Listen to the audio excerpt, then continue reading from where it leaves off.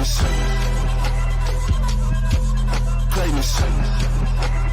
Bow, bow, bow. Greatness. What's up? Welcome to the Renewing the Mind podcast. I'm your host, Tyler Sanchez. Joined with me is my dad, Dr. Raul Sanchez. How you doing, Dad? I'm feeling amazing. Like back in the day at NDSU, we had a saying, those who stay will play. Those who play will be champions. Once a champion, always a champion, baby, for life right there. There she is. Check it out. Whoa, let's go. And there's the ring kiss. Amen. On this podcast, we teach you how to renew your perspective, move towards uncertainty, and find what's awesome about that in every situation. And don't ever forget, there's 2 times to be great: when you feel like it and when you don't. Welcome, everyone. Let's go. Hopefully, we got a good group on tonight. We are talking about what is awesome about ADHD.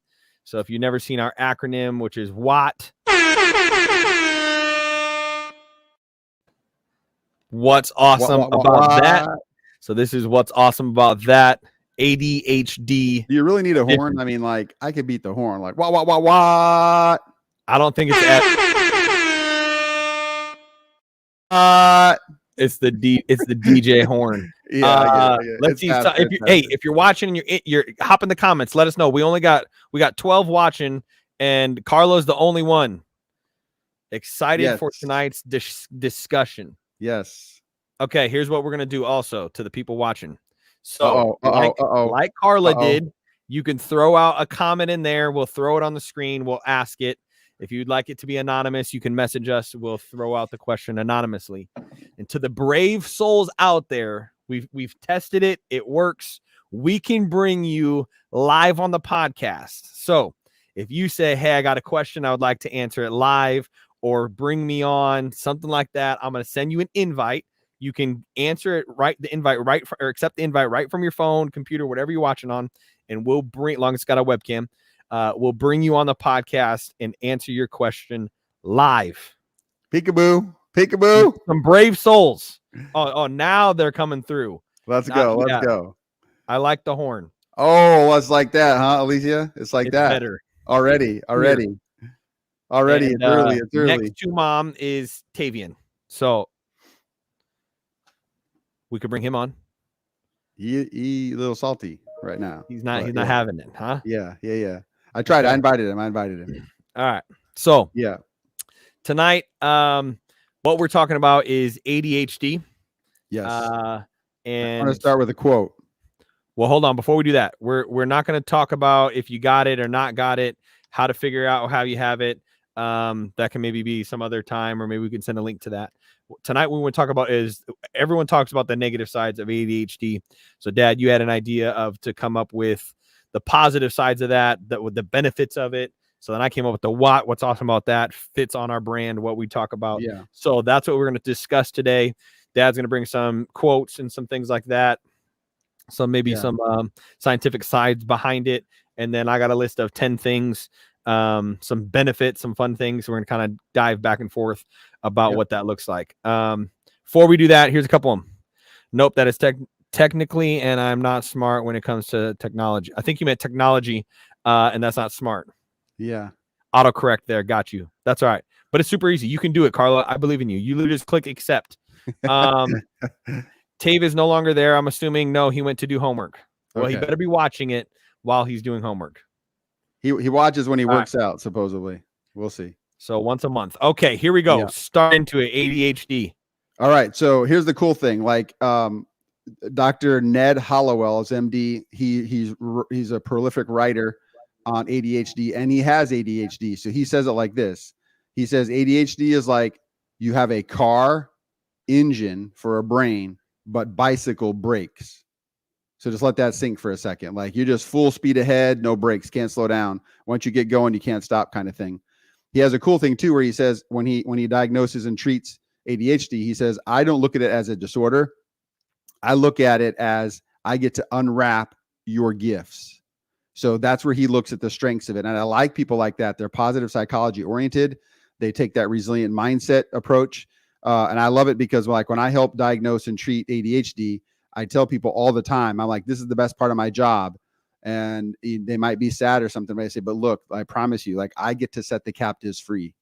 I'm like, you got some engines inside of you that has been wanting to run, and everybody's telling you to sit down, be quiet, sit still, chill out. Like, and that's not how these people are created. They are not created that way. And God's given them some crazy gifts. And you're going to see how these people with, who are diagnosed with ADHD are absolutely developers. Okay. They're paradigm shifters. They're visionaries. They're dreamers. And the coolest thing, Ty and I talked about this, like they're disruptors, because Tyler's first youth group in Montezuma, Iowa, he named it disruption. They're disruptors. You don't go with the status quo. You're not born, man, to just follow the crowd. You're not created with 10 unique fingerprints in all of creation to just follow dudes around you. That's not who you are, especially with ADHD. You're called to be a disruptor. They tend to be entrepreneurs. They're growers. That's a concept they have in their head. Like, dude, I'm just a grower. I'm always trying to grow. My language would be they're climbers. They're always looking to climb to that new level.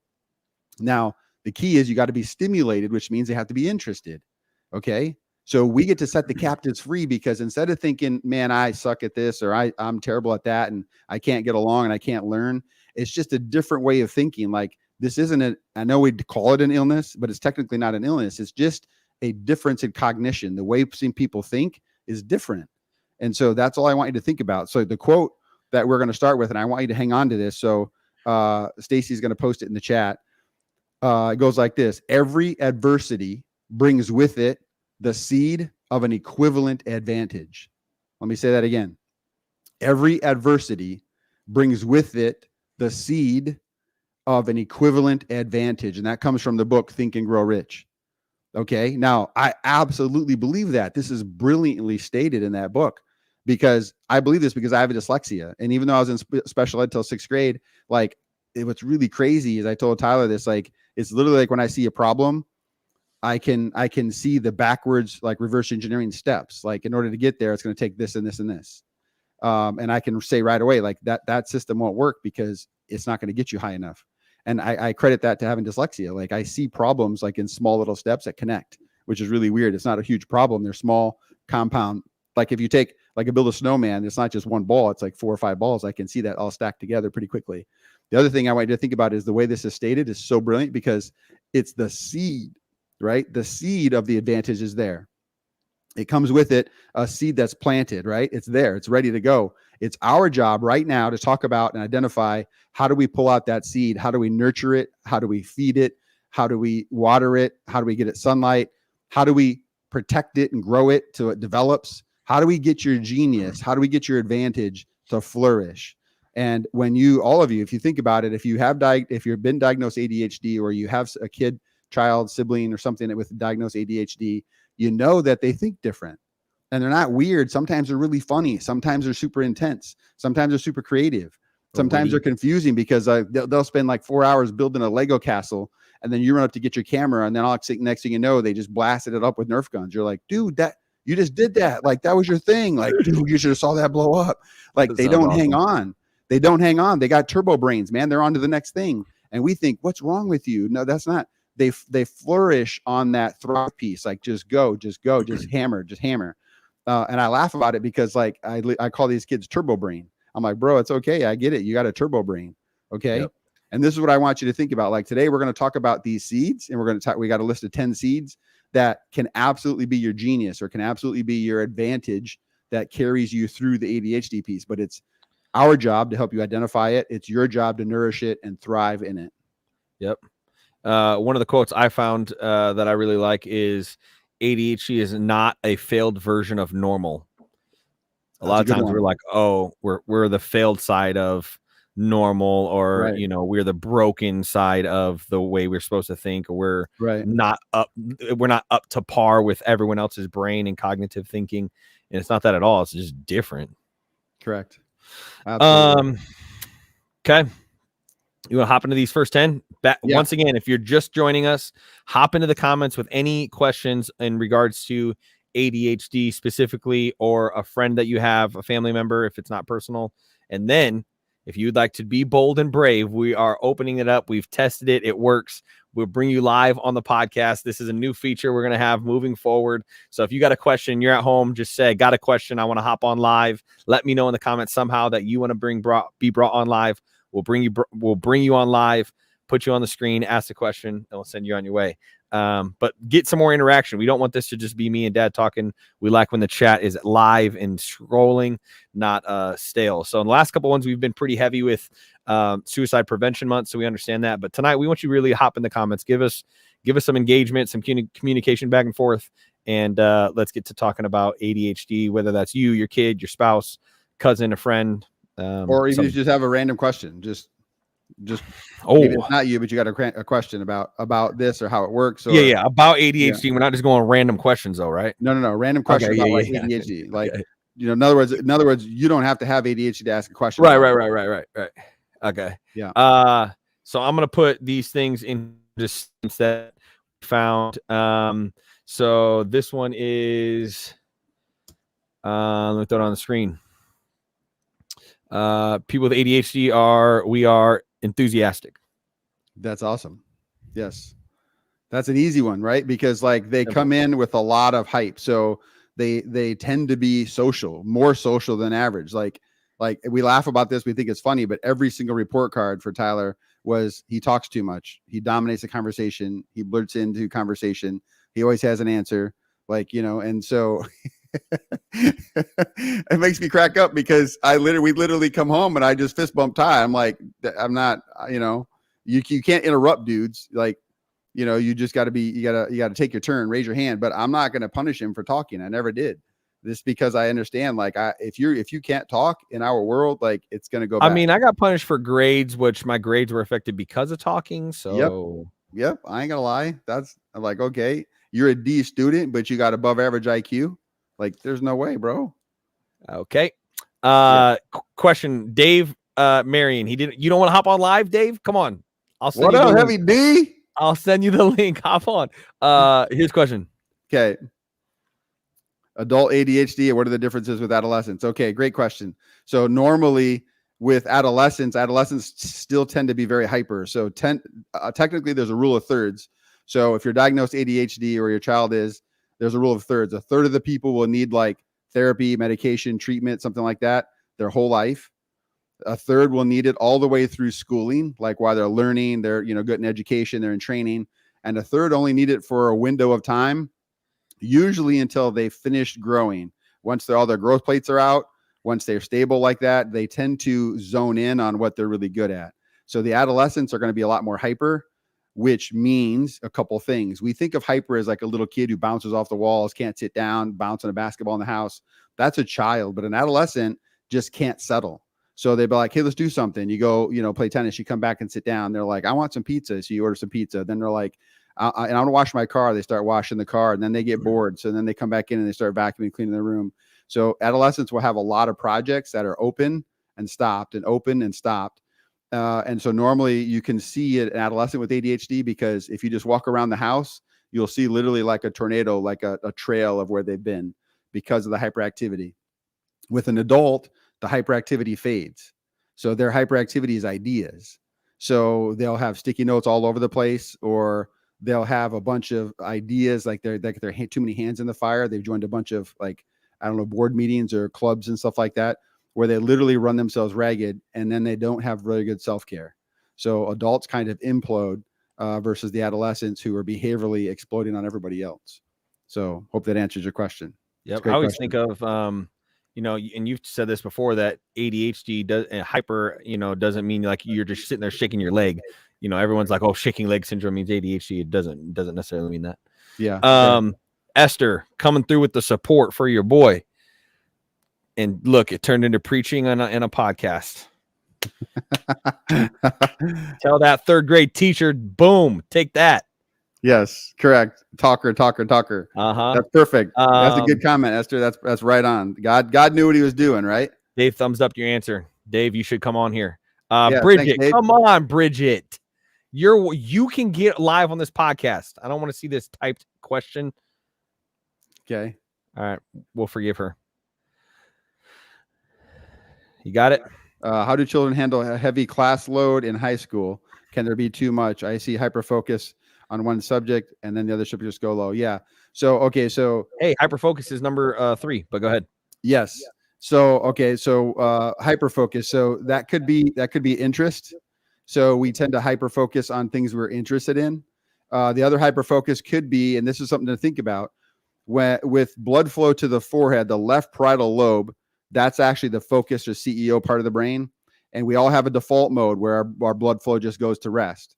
So if you do not have ADHD, under high pressure, you could just say, let's go, and blood flow goes. You can literally, quote unquote, call blood flow to your head.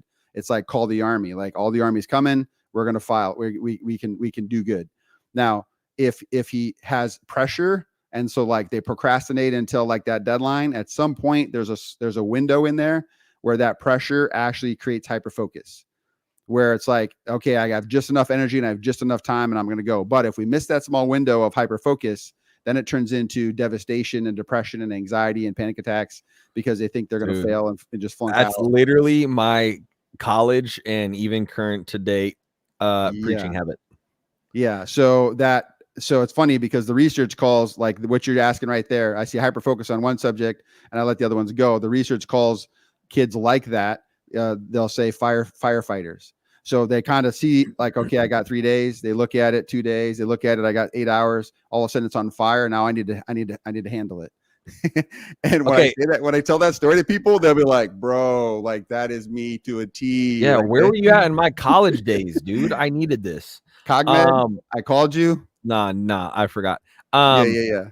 So like that's exactly what would happen. The 2 classes I failed, I put off doing my paper until all my classes. I put off doing my paper till like the night before, and then I would just go to Quick Trip, get a Monster, and just 9 hours just bop out the whole paper, rather than like an hour here over a couple weeks. And the 2 classes I failed, I didn't do that. I got to that night and then it's crossed over to devastation, and I didn't think I was going to do it, so I just didn't do it. Yeah. Okay. So here's another part of the question. So how do you handle the heavy class load? So heavy is perspective. Remember our 3 steps, so we got to renew our perspective. So if a child is saying, man, this is too heavy, it's a perspective. So we say, okay, explain that to me. What do you mean? How can we help you? What do you propose? What have you tried? Yeah. And we can split it into small little chunks called task analysis. What helped me when I was getting tutoring in NDSU was they gave me a highlighter where we color coordinated pieces. So that was super good because I could compartmentalize pieces, and that really helped me focus. So we have to renew the perspective on that heavy and make sure we knock down the heavy, because if the kid's saying this is too heavy, this is too much pressure, this is all this, the renewed mindset is this: heavy is a privilege. Did you hear me? Heavy is a privilege. Pressure is a privilege. If you have the ability to lift heavy, you're buff. If you can carry a heavy class load, you're bright. It's a privilege. Don't look at it as like, oh, I got to do this heavy stuff. Like, listen, I tell people all the time, there's people who sneak into this country to get their kids' education, and the kids who have education in our country are just pouting. Like, this is wrong, just straight wrong. Now, I'm not saying you should make your kid take a quote unquote heavy load, but we have to renew the perspective there to make sure that we understand, bro, when you get into the real world, you got to be a climber, because the world will eat you alive. So I'm going to push you. I'm going to push you. I'm going to push you. Tavian was just talking last night, we went out to eat, that his friends still talk stories about me being crazy because I discipline Tave or push him to climb. And I'm just say like it is, like, the heart, if you can carry 20 pounds when you're 10 and then 30 pounds when you're, 11, and that whole kind of climbing concept, when you get to high school or college, you're like, man, this kind of sucks. So I gotta put on the belt, I gotta strap up. I gotta take my protein shake. I gotta take my pre-workout to go hit the gym, right? That's the same concept you do in the classroom. Then, like, man, I got to go hide. I got to get my headphones. I got to take my notebooks. I got to get my coffee. Like, I got to go grind. Okay. It's a great question, but there's the pieces are renew the perspective, right? Get into his head a little bit. And then we want to actually move the second piece, and we're going to like move toward that uncertainty. We're going to keep pushing. Okay. Because in college, he'll be prepared to carry the load without even like noticing it. Let's go into that hyperfocus. So then, okay. So how do you help? Like, just give us a practical. Is there a way? So, for instance, if I preach on a Sunday, I'll usually study like Monday, Tuesday, Wednesday, go my outline, Thursday, kind of, and then but Friday, Saturday, I lock myself down here for 8 to 9 hours a day. Yeah. So why can't I, or who else? Give me some practicals. You talked a lot about why, but give me some practicals on how to. Okay. I don't feel that urgency, you know, that window before then. So that mindset is called the deadliner. So you're a deadliner, right? You know, you have like 12 hours or whatever. You know, you have 18 hours. And in your head, you've already looked at your notes. You've already kind of compartmentalized what I have to do. Yeah, and I've ran through it in my head multiple times. That 18-hour hits, and you're like, it's now or never, and I can't let down the congregation. I can't let down whomever. And so now I got to go, right? But why can't I do that Monday? Well, because you haven't set about that deadline. So listen, if you have 6 days to write a report, it'll take you all 6 days. If you have 6 hours, it'll take you 6 hours. If you have 2 hours, it'll take you 2 hours. You have to be able to, me too, PS, by the way, like, yeah. I mean, the apple doesn't fall far from the tree on that one. Right. But I'm right. just being real. Genetic. Just being real. Okay. But here's the idea. So like, you have to be able to say like, okay, and this is where I'm working on for me. Like I think about an attorney who they bill every 15 minutes. So when I write a report now, and I've got a lot of experience, obviously, but I'm super fast now because I'll look and I'll say these 2 sections have to be written in 15 minutes. And I just, boom, just go. But otherwise I'd be like, oh, I got a person canceled. I have 2 hours. It'll take me 2 hours to write that same report that I could write in 30 minutes. Does that make sense to you? If your brain knows I have that window, I got that window. So you have to try to lie to yourself. No, I don't lie to yourself. Like set a goal. Like this is we're going to get to it. One of my things is like, I try to set new PRs.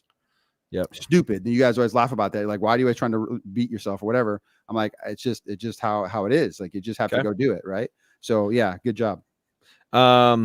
Some ADHD go heavy on purpose. It's the thrill of the challenge seemingly. Yes, correct. That's correct. So that's part of what I just said. That's part of the challenge. So part of the ADHD genius is finding that fine line on heavy. So some people say it this way, like you have to find your challenge. And that is like, for me, bow hunting, like too much of it, then it becomes like a frustration to me.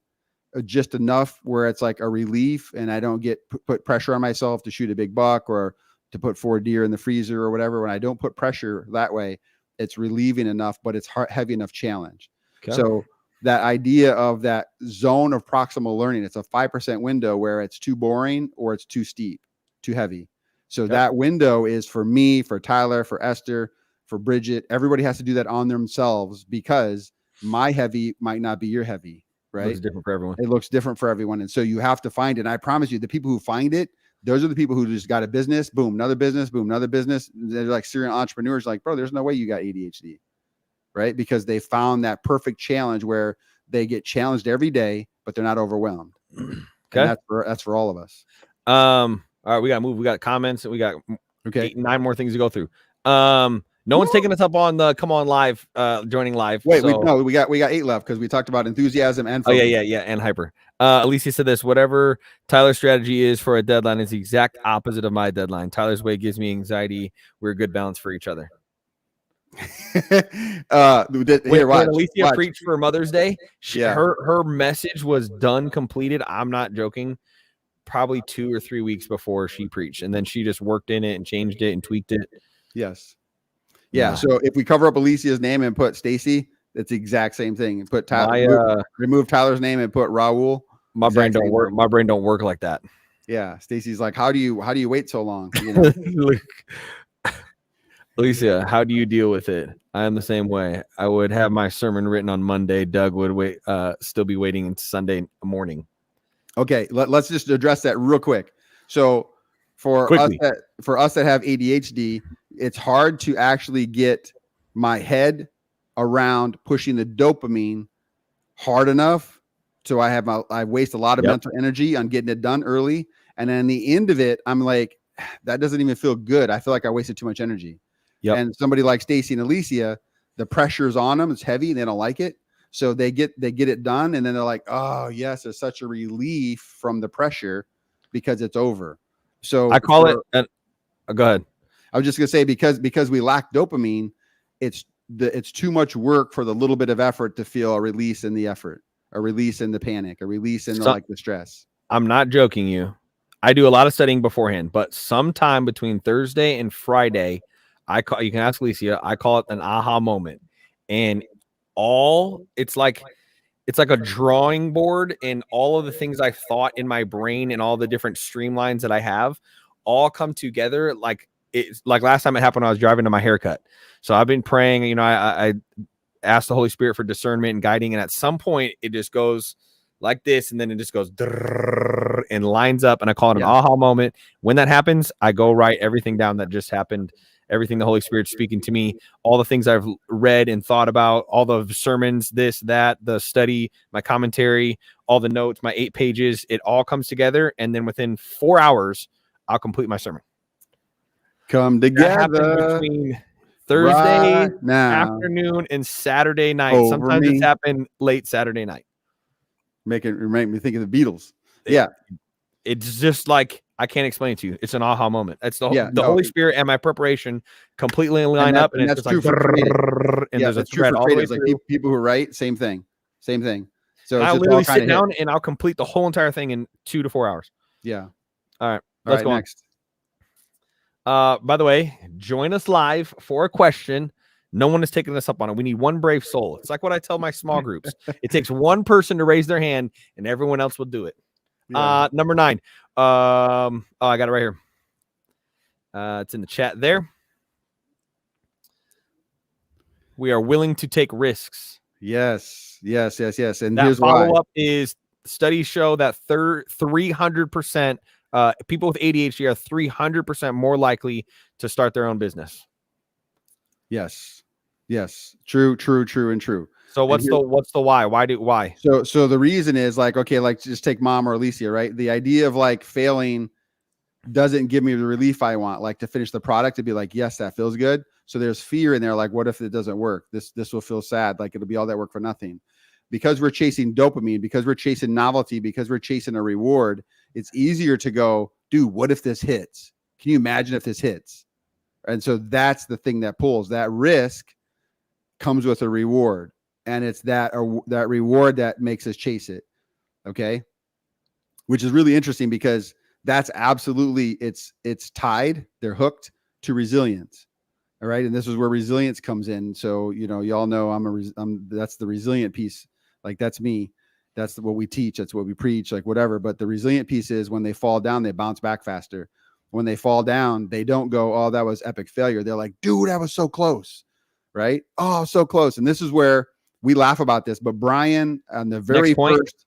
Oh, yeah, because it's tied. Yeah, because that was one of the 10. Okay, but Brian on Fast and the Furious, you know, when he has that 10-second car and Dom doesn't know that he's a cop yet, and they race for that 10-second car, and he shows up at the end and the car's all smoking, and he gets out of the car with the biggest smile in the world, and he's like, dude, I almost had you. And Dom's like, bro, you didn't even have your car. And everyone started dying. that reminds me of the resilient, because like he got his butt kicked, but he's like, I almost, like that's the growth mindset of like, dude, I was so close when he wasn't even close. Okay. Yep. That's why they chase that risk and the reward and the resilience. So they bounce back faster. The other thing I saw was that you have to be resilient because we mess up all the time. That's actually true. Think about it. 6 years in special ed. You know what I'm saying? Like, I mean, come on. And then my kids all have, you know, reading struggles except for Tave. Tave didn't. Like you can't forget your keys or lock yourself in your house 5 days out of the 7 and not be resilient. So then that leads us to one. Oh no, I messed it up. Hold on. Okay. I put E.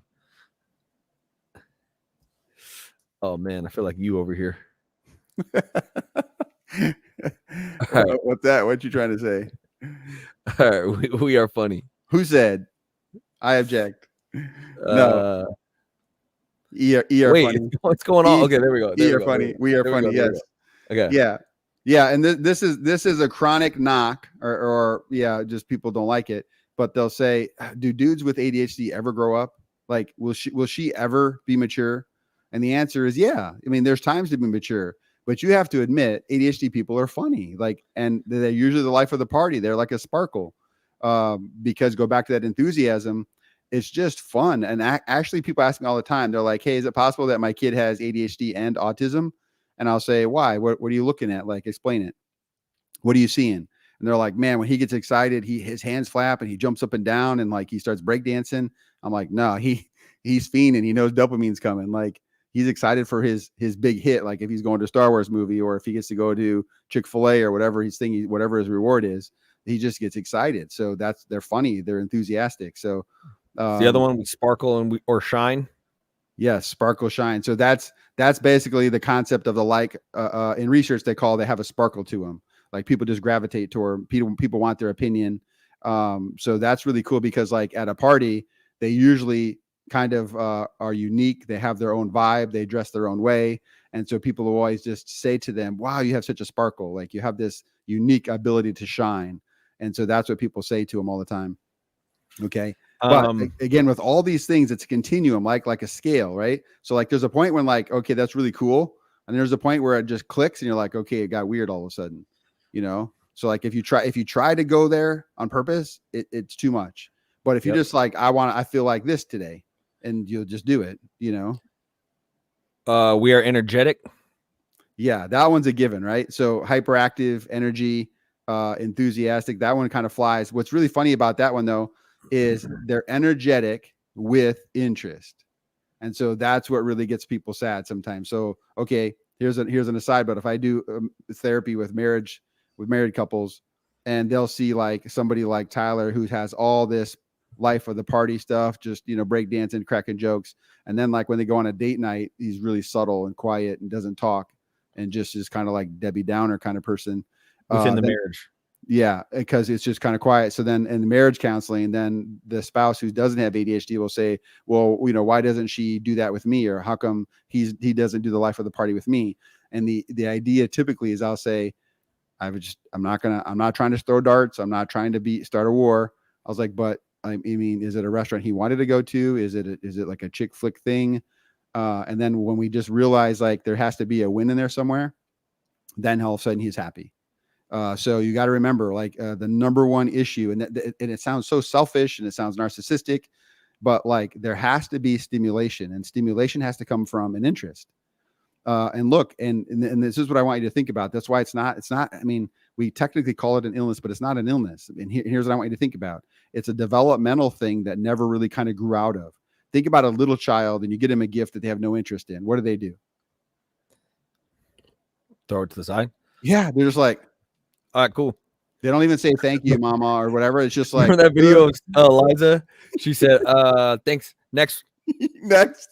She literally said next. Next. Yeah. She doesn't have a disorder. She like, you can't say, oh my gosh, like Eliza has an illness. Like, no, she's a kid. Like there was no stimulation in that, like, next.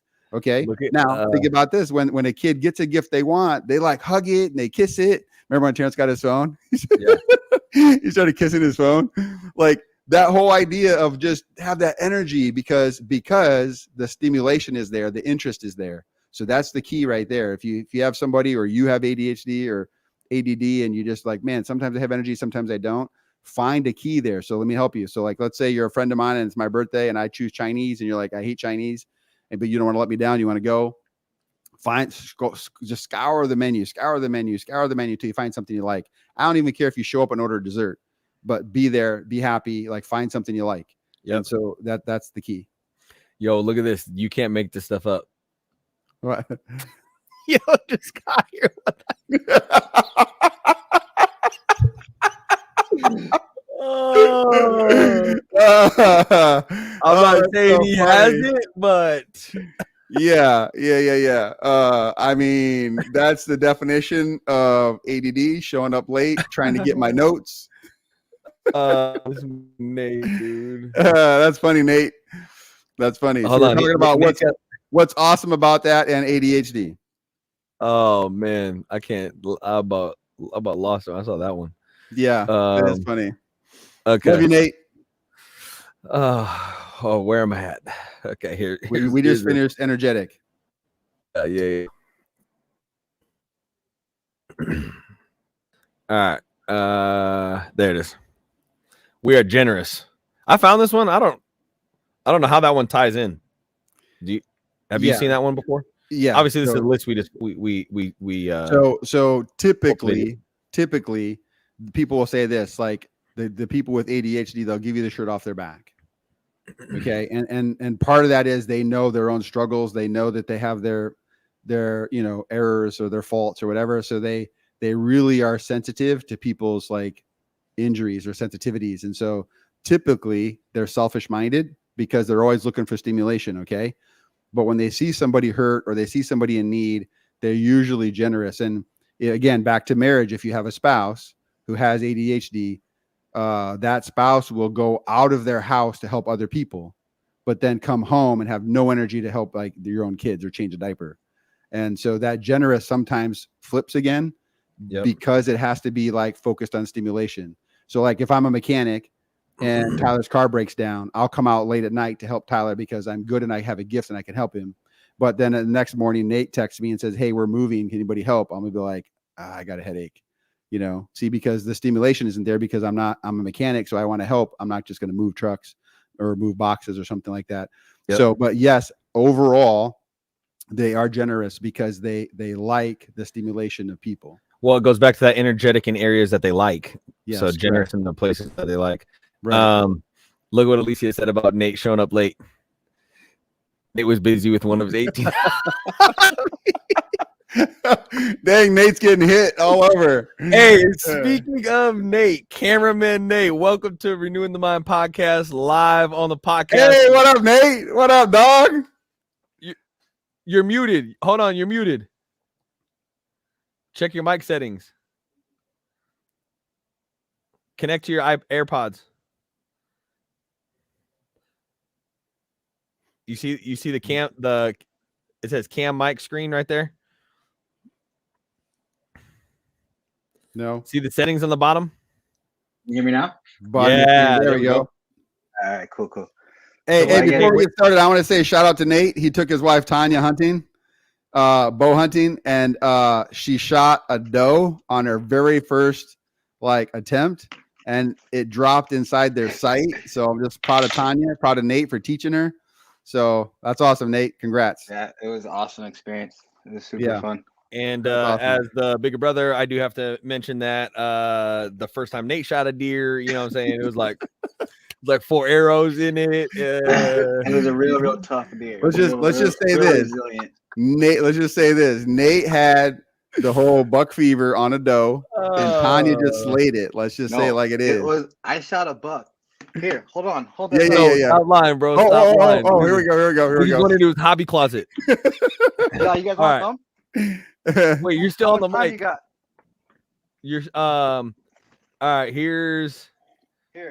Of course you did, right? Look at Esther. Of course she did. Yes, of course she did. That's the buck you shot, bro? Yeah, I finally got it. That's awesome, that's dude. the one you put 4 arrows in?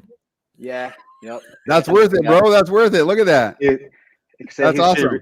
All right, let's back on track, people. Okay, back on track, yeah. ADHD people. Good job, Nate. That's awesome. Good job. That's dope. All right, look at this man. All right, ask your question, Nate. All right. How do I remember stuff I'm supposed to remember? Good question. Like he can't remember to take his meds, but he's not on the meds to remember to take them. Yeah. So the number one thing is you have to break down the perspective, like get rid of the perspective of your head that I don't do routines. Like I'm spontaneous, I just go with the flow. Like I'm spontaneous. Like I'm a problem solver. People have that. And so they're like, hey, I have a routine for you. Nah, bro, I don't do routines. Like that's the number one problem. You got to renew your mind, renew your perspective around that routine thing. Now, what'll happen is you'll have a routine set up and then it won't work for you. So don't throw the whole routine away, tweak it, and then build the routine, and then build the routine and build the routine. So like Tavian has a solid routine, but and this is funny, but when he was in high school, like freshman year, he had sticky notes in the basement, on the door, on the fridge, on the toaster, on the backside. And he would remind himself things because he's got a skeleton routine that I laid down for him, and he's tweaking it himself. He's tweaking. And then now once you tweak it to you, you don't have to think about it. Like your routine is just who you are. Like you just go, right? Now, here's what'll happen though. Like, let's say you go to the hotel, you got a conference or something, everything's going to be all jacked and you're going to forget everything because you don't have your landmarks of, okay, I go to the fridge. Okay. I take my vitamins. Okay. Right. So First of all, get out of your head that routines are for old folks, right? Number two, They start are. to tweak the routine. Start to tweak the routine, right? The second thing is if it's something really important, you have to add meaning to it, right? Remember, when we're chasing dopamine, it's novelty, like brand new. It's going to be fun, okay? And then it's meaningful. If it has meaning, it'll stick. So you take a word, you take a date or a concept, think about how it means. Like, I know it's going to sound funny to you guys, but when I have to memorize a number, I think of my Bison teammates. I literally think about I pull out numbers like Pete Erickson's number. Pete Erickson's number 27. So I'd be like, Pete Erickson, just like that, and just keep going. Just so I'd say like Pete, Joe, Sam, right? And so I can remember numbers. So that's Nate. Make it meaningful to you, okay?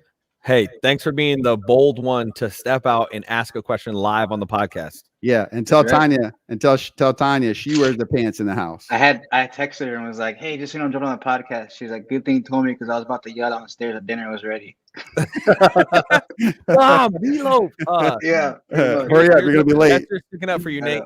What? Yeah. It was wait. Resilience. It was less than 5 arrows. That's what's up. And I ate it. I got to eat that's the deer. changing your perspective. Yeah, that's correct. A different way to look at it. Yeah. Hey, the good news is, and you found it. I told you bow hunting would change your life, and now it's changed your life and your wife. And then here's Cam Fowler from Dallas, Texas. Wait, wrong one. Okay. When someone taking me though? Come on up. Yeah, exactly. Turkey. I already told him spring turkey. Come on up, yeah. Bro. This weekend gonna be dope. I'll send you some pictures. All right, Nate. I'm kicking you out of here. All right. Don't forget to like and follow. What? Don't forget to what? What'd you say? Don't forget to like and follow. That was funny. Love this podcast. Thank you. Appreciate that. Yes, thank you. All right. Here's Mom. Okay. With Terrence, we used to adore the Explorer strategy. Shoes, backpack, coat, and kept repeating it. Go get ready for school. Yes, that's correct. Good memory, honey. That's correct. So we put him in threes, and then we put it to a rhyme. Yeah. And then we'd kind of like do a little beatbox to it, just kind of mess with him a little bit until he got annoyed, but he remembered. Right. Yeah. Next one. We are creative. Yeah. So besides energy, when people think about ADHD, the first one that pops is energy. The second one is creative. And I would tell you that this is actually the engine of the ADHD brain.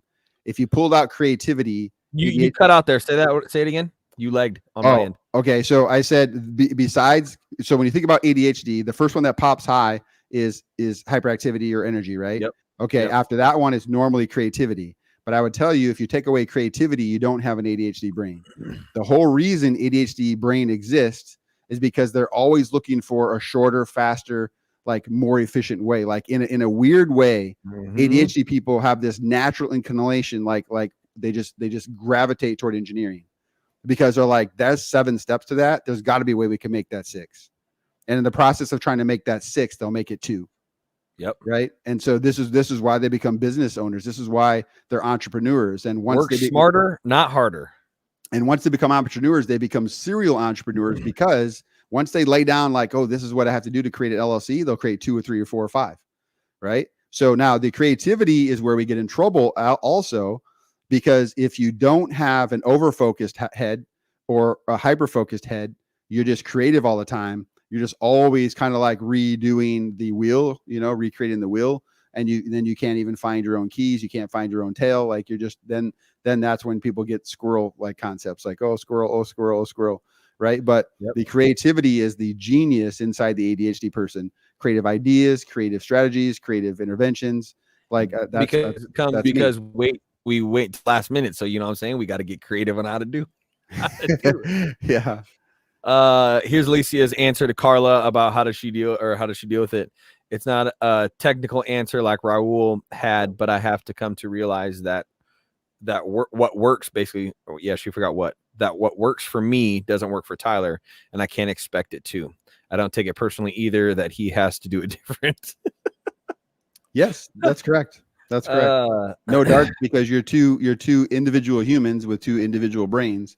but you just have to kind of get out of each other's way when you're doing it. And actually what you said about earlier about that, like when she does it my way, it's worse for her. And when I do it her way, it's worse for me. It's too much energy. We can't do it. I can't do it. So like now, obviously we have different tasks to, like house chores when we got family coming over, like when the in-laws come, we clean different and, getting the house ready, spare bedroom. So now she'll just say, hey, I need the house cleaned by Friday at 9. Yes. And whenever I do that is whenever I do that. It used to be like, I need you to clean, Thursday from 6 to 8, because that's when I'm cleaning. So finally, after 10 years, almost 10 years, we've came to the realization where she just says, hey, clean by this time. And then I say, if I clean for the last 3 hours, then cool. Or if I take an hour for the next 2 days, cool. But don't tell me when I have to clean. Just tell me what I need to do. And that fits perfectly. Yeah. Yeah. That's great. Okay. Any more left? What was... Yeah, we got a lot here. Okay. Alicia has a question. Why didn't you come live? You're up. You should ask this one live. I should redo this. Okay. Is there a way for Tyler to have his aha moment sooner than 2 days before he preaches? Here's the answer. You answered that. Here's the answer. An earlier deadline. The idea is to set an earlier deadline, but you can also manufacture it by doing small chunks of that work, then mixing in a workout, because the cerebellum, which is the back of the brain, houses 70% of the neurons. 70% of the neurons. And when you move, like it literally just forward walking. When your body is forward movement, literally all anxiety drops, creativity rises, and your brain pushes more energy to your prefrontal cortex because it's like you're problem solving. So think back in the day, like, hold on, wait, is that why Johnny and like myself and other people say they get God speaks to them or they hear the most or get creative when they mow? Yeah, because you're walking.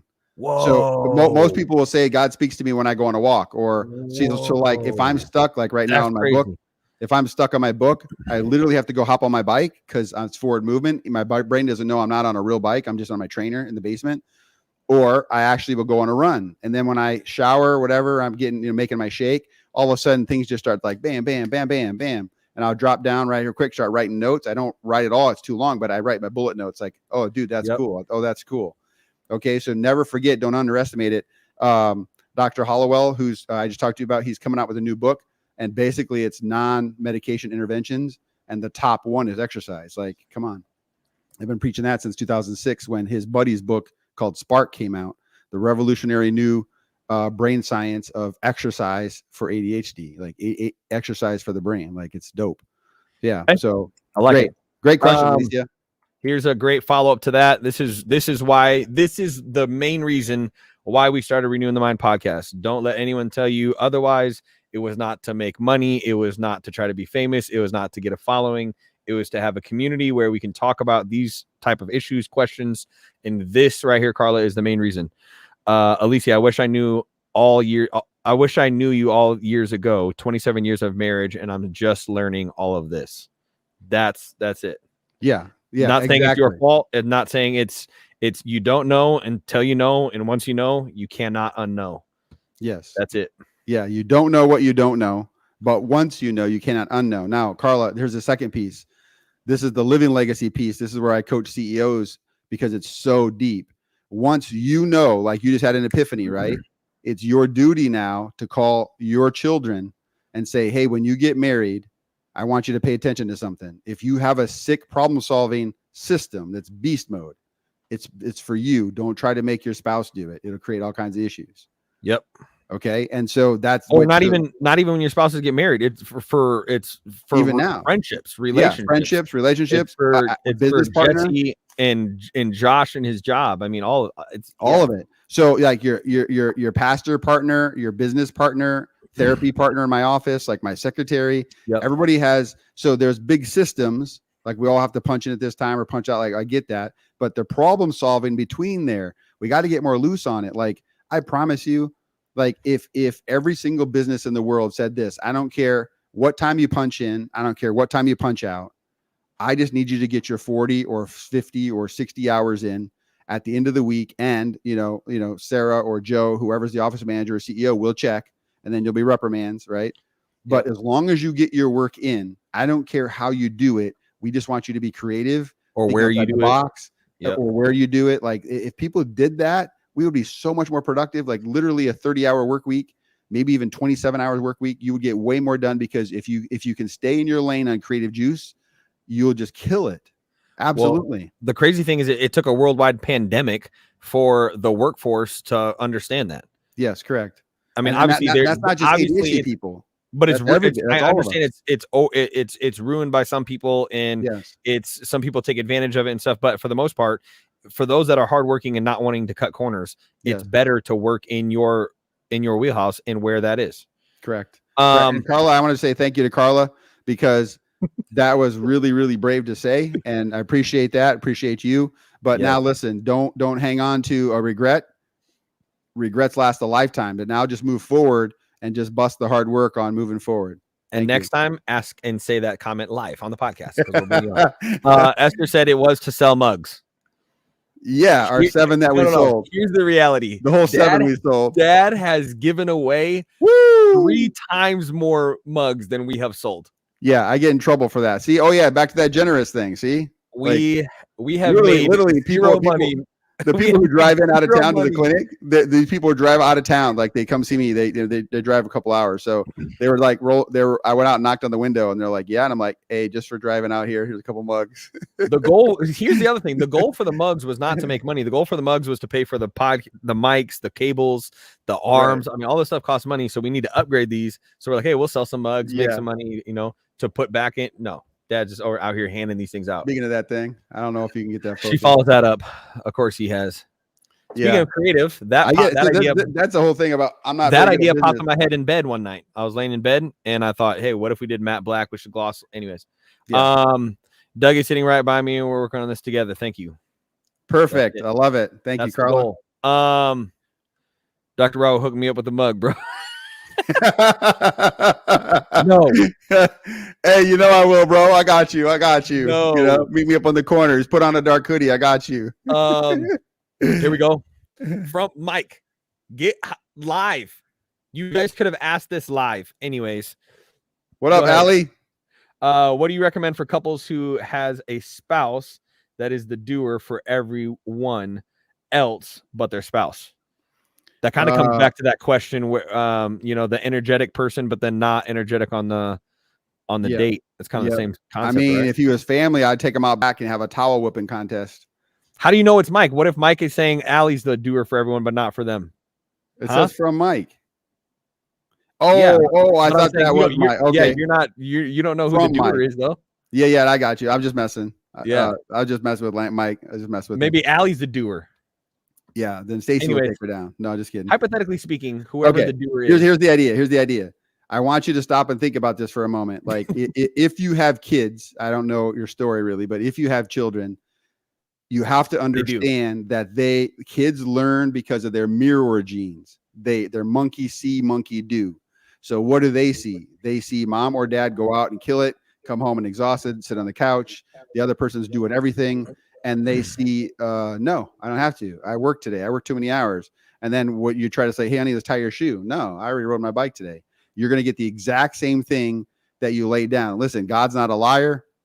God is not a God of confusion. What you plant, you will reap. What you sow, you will reap. So your number one recommendation is you do it for the people behind you watching, following your climb. They will copy you to a T. I'm not even kidding. When Tyler started speaking, just so y'all know, he's past me. But when Tyler started speaking, a couple pastors who heard him speak outside of our church would just say, dude, I could close my eyes and listen to Tyler and he sounds exactly like you. The way he moves his arms, the way his mannerisms, like all this kind of stuff. But his skills are past me now. So they won't say that no more. They're just like, dude, your kid's got a gift, But I want you to understand something. In the beginning, Tyler's default mode was he was just me. So now as he starts to dig and learn, hire coaches and kind of figure it out, his speaking gifts are just exploding.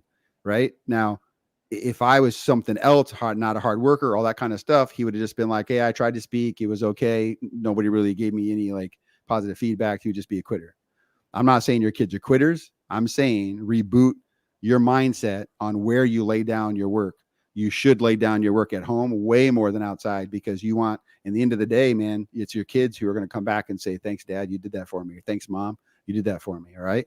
appreciate you asking that serious question, though. That's deep. Thank you. Yep. Maybe sometimes you reap what you don't sow. That can be true too. And those are the whole things about the thorns that come your way, attack and bait of Satan, all of it. So this is just a whole nother thing too to think about. And I've been struggling with myself. We're just kind of coming out of a season of like just being held down or kind of being just like knocked, beat down. Like, and the Lord's kind of funny to me, but it's something that kind of woke me up. Sometimes it wake me up at 4 a.m, 3 a.m, whatever. So I was up praying. And I'm in the middle of prayer. I literally start laughing. And why I start laughing is I was like, Lord, really? Like it's funny. So here's the thought that he said to me. He's like, when they'd call your number inside the 20, that's called goal line in football, right? You never panicked. And I was just sitting in my massage chair going, dang. And then I started bawling. But here's the logic. Okay. What if you reap stuff that you didn't sow? That sucks. I get it. But listen, in life, if you are like clear away from scoring a touchdown, no one's coming for you. It's not a big deal. As soon as you cross a red line, as soon as you're a threat to Satan, as soon as you start to speak truth, and the spirit of truth, the other name of the spirit of truth is the Holy Spirit.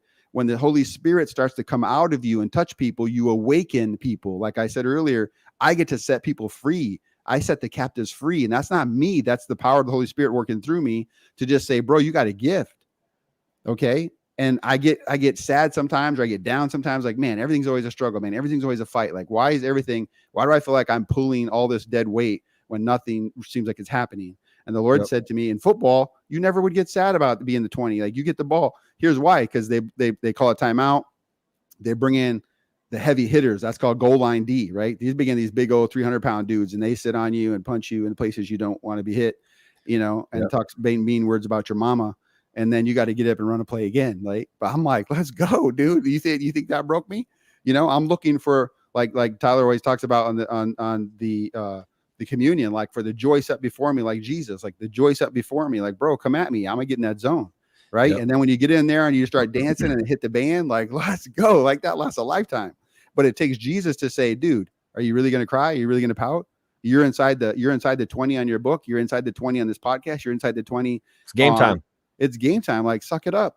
And so back to Esther, like, yeah, I'm sorry that crap hits the fan for you sometimes, or whatever it looks like for you. And sometimes you reap what you did not sow. That sucks. Yep. I feel that. And that the Lord gave me an answer just because he was just trying to encourage me. But it's not, hey, you know what? Let me call a timeout and rescue you.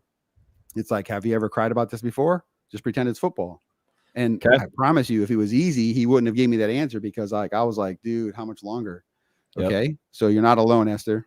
All right. We got 3 more points. Bridget has a question, and we got another live person asking a question. Mike Langle. Let's go. Welcome. Welcome, brother. What up? Another brave soul. Questions. Hey, you can't come on here looking all buff and stuff, because like, no, I can't. I'm just kidding. Go ahead. Put the deltoids away. I gotta look better than you two, deltoids? Which is pretty easy. Are those deltoids? Traps. What's this ball right here? Delts, front delt. Yeah. Hey, just ask a question. Stop flexing. Okay. No, I can't help it. It's all okay. Go ahead. What? All right. So Brady my oldest was just diagnosed with ADHD. How old is she? Allie, 9. 9. Okay. Yep. So Allie and I are trying to find out ways that we can better help her in the future. Okay. Do you have any advice for parents who just find out their kid just has ADHD? Just found out, like today. Yes. Yeah, correct. And here's the thing. The number one issue is, don't get sad. Don't be like, oh, my kid's going to fail. There's that research out there, right? Here's the issue. Like, across the research, across the geographical data, because data points are different based on where you live. Like, for example, Iowa diagnoses a lot more than like a place where it's outdoor, like Colorado, stuff like that. Okay, because you're stagnant. So here's the thing that cuts across it all. The true thing of ADHD is they're bright people. They have higher IQ than average, but they're underachieving. Okay, they're underachieving. So like if you normally could bench 400, and right now you're getting pinned at 280. Like, no one's going to be like, oh, it's all right, you had a bad day. Everybody's going to be like, no, dude, what seriously is wrong? Like, what's happening? Right. Okay. So she should be up here, but she's performing under here. That's what I want you to understand. It's a chronic underachievement. Okay. That's it.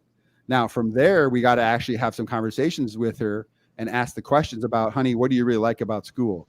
We got to strengthen her strengths. Once she likes going to school because of her strengths, that could be art and PE, right? Sure. I'm just saying, like, some dude sitting on this show right now was like the PE student of the year, and it's not me. Put him in reading, baby. See what happens. Pickleball. Tyler, right? So here's my point to you. Like, PE could be the only subject you love in school, and you can still make it. But you got to make that what you love. You got to make that your strength. Like, okay, so dominate then, dude. Bro, let's go. You're a Sanchez. Like, beat him, right? Okay, Wow. so you have to figure that out. It could be art. All we do is win. It could be science. It could be reading, whatever that is. And then, like, if it is art, buy some artwork for her. Buy some, like a thing, like I don't know what you call it, like where you stand easel? up and do the artwork on easel? easel. There you go. I keep having this word called pixel, and easel. So get her an over easel here. and get her to do that work. Now, okay, now watch. So this is a strength for her, right? So now once you've identified her strength and her strong piece at school, now you go do some homework on reading, and now you do a little bit of reading, like 10 minutes at a pop. Give her a little bit of break, 15 minutes at the longest, and then you have her go like, okay, you can spend 15 minutes drawing. See, because if you go do the work and then click back into her strength, her brain will tackle reading with a much better approach. So when Terrence, because he's got some strength dyslexia, first, then weakness. Yep. So when Terrence has some dyslexia, so just because of my struggles, like I was in special ed till 6th grade, I didn't want that to happen to Terrence or Tyler. So we started doing these reading programs, and we'd go out and shoot hockey. Tyler loved roller hockey. We'd play roller hockey for 15, 20 minutes, come in, do reading, go back out and roller hockey, and come in and do reading. Does that make sense? You have to pair it with this strength. Back and forth. Otherwise, they think you're punishing them. Like, I hate this reading. Why are you doing this to me? Right? Sure. Yep. All right, dude. Great I appreciate you hopping on. Yeah. Anything for you, Tyler. Hey, can I get a free mug now? Like, is that? yeah. Just meet up with me and Dan. I got you. I got you. All right. All right, Lango. Thanks. All right. See you, bro. That was a good one. Yeah, I like that one. Yeah, man. That's just God working in mysterious ways. Yeah, she got diagnosed today, and today we do a what's awesome about that for ADHD. Yeah, I just felt like I'm tired of just talking about the symptoms all the time. All right, we got to blow through these last couple ones. Okay. We are forgiving. When I read this one, it said we're forgiving because we've been there, done that. So when you shoot a text and says, "Hey, running 15 minutes late," the response you're probably gonna get is, "Yeah, me too."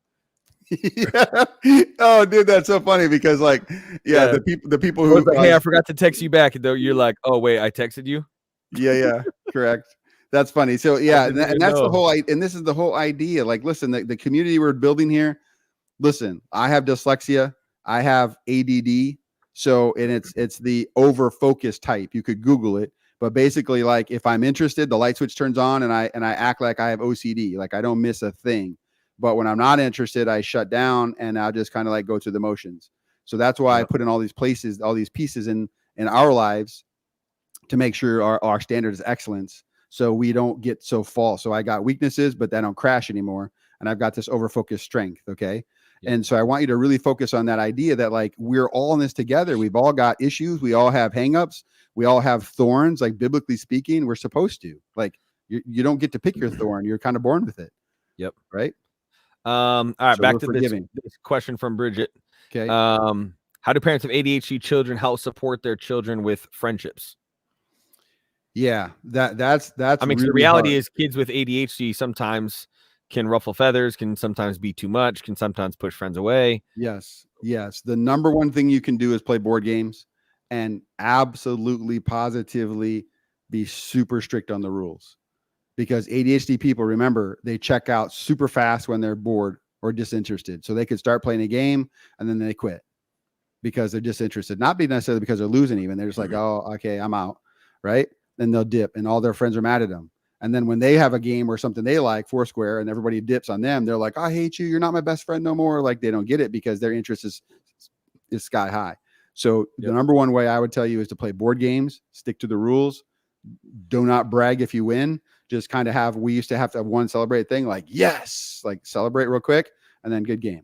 Like, really build that sportsmanship. Okay. The second way is you could find a book on social skills or friendships or reciprocal friends or reciprocal emotion. You have to get them to understand other people have emotions just like you do, but there might not be the same emotion at the same time.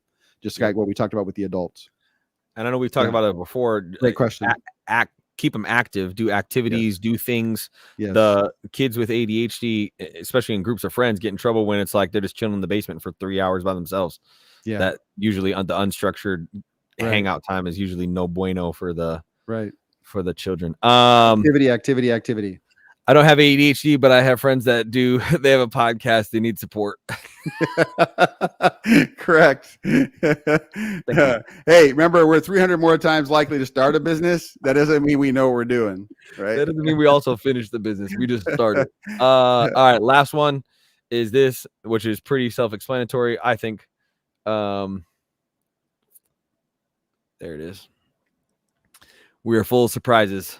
Yes. End on a light one. I think that's pretty self-explanatory. You never know on the good side of it what's going to happen, what's going to take place. A normal trip to the, grab food and then go shopping usually is probably not anything. It's anything but normal. Yeah. So when I go grocery shopping, when I'm home early on a day or something like that, I'll go grocery shopping. I'll get the list. Stacy has it down like I cost $40 more because that's just what I add on the list. Oh, that looks good.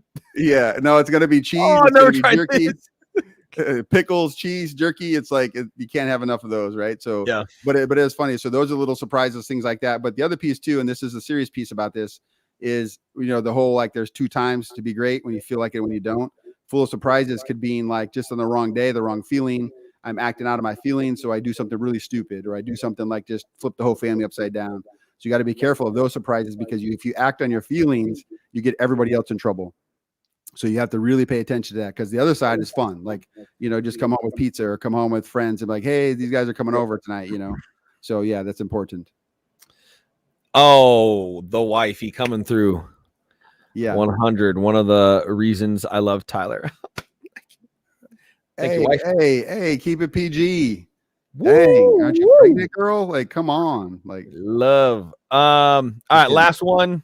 This is the last thing I got, and then we got to get out of here. We're a minute and 10 or hour and 10 in. These are my 2 points, my last takeaways. Then you can go with yours. You are not alone. You are not the only one that's struggled with ADHD. You're not. I love that last part. You are not a failed version of normal.